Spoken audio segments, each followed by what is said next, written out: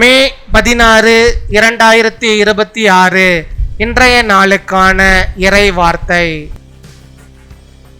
கர்த்தர் உங்கள் வாழ்க்கையில் கிருபையையும் சக்தியையும் அதிகரித்து உங்களை உயர்த்துவார். May the Lord increase grace and strength in your life and lift you up. 2 கொரிந்தியர் 12 2 Corinthians chapter 12 verse 9.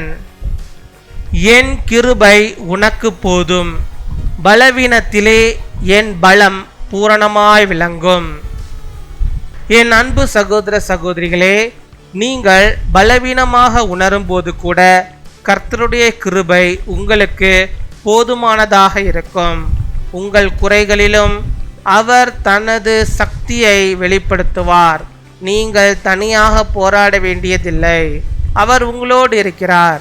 அவரை நம்பி நடந்தால் அவர் உங்களை உயர்த்தி நிறுத்துவார்.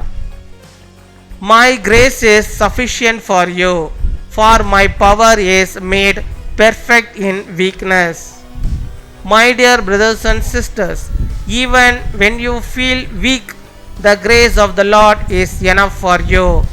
In your weakness, His strength is revealed. You don't have to fight alone. He is with you. When you trust Him, He will lift you up and make you strong.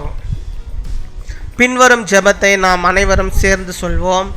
அன்பான பரலோக தந்தையே, எங்கள் பலவீனங்களில் உமது பலத்தை வெளிப்படுத்தும். கர்ப்பத்திற்காக காத்திருக்கிறவர்களை ஆசீர்வதித்து சந்தோஷமான வாழ்வை அளித்தருளும். வேலை தேடுகிறவர்களுக்கு நல்ல கதவுகளை திறந்து முன்னேற்றம் தாரும். இன்று பிறந்த நாள் மற்றும் திருமண நாளை கொண்டாடுகிறவர்களை உமது கிருபையாலும் சந்தோஷத்தாலும் நிரப்பும். எங்களை உயர்த்தி உமது கிருபையில் நிலைநிறுத்தும். இயேசுவின் நாமத்தில் ஜெபிக்கிறோம். ஆமேன்.